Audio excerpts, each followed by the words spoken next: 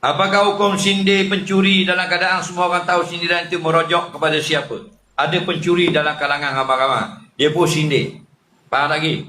Tak? Kita hendaklah jadi orang yang jujur.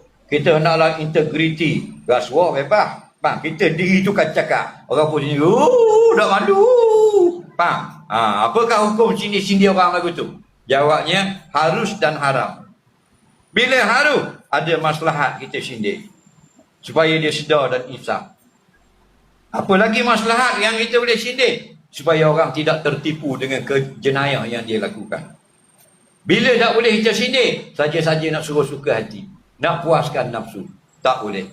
Faham? Lepas tu kita nak cerita hal buruk orang, boleh. Tujuan islah. Untuk bawa kebaikan. Saja-saja cerita buruk orang, nak suruh puas hati, hukumnya haram. Contoh, kita duduk sebelah rumah, jiran kita, ada orang jahat mari. Dia mari, minta anak dara orang sebelah. Kita kenal orang tu. Rupanya orang tu, Presiden Persatuan Pecah Rumah. Kita tengok ketika, Natang ni mari orang dia rumah sebelah tu. Faham? Kita kenal dia Presiden Persatuan Pecah Rumah. Faham? Mana kerja ngopok nyamuk malam-malam. Okey? Habis pada dia balik dah, kita pergi rumah sebelah. Kita nak tanya tadi orang tadi, dia kenal tak siapa? Dia tak kenal tapi tadi dia kenal lah. Dia mari buat apa?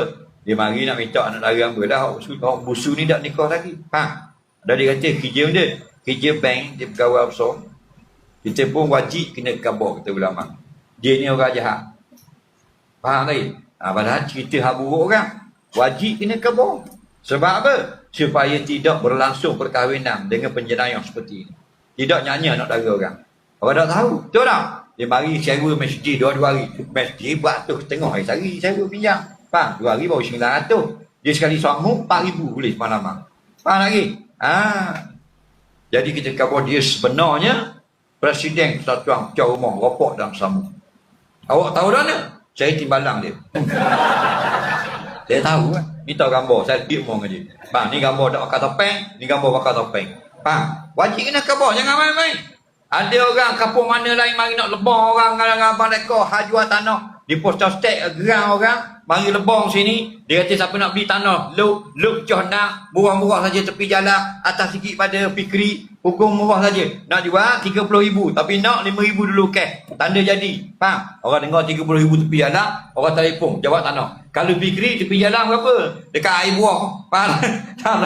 Faham lagi? Tu kata jabat tanah. 70 lah ni. Tak boleh kurang dah. Tepi jalan.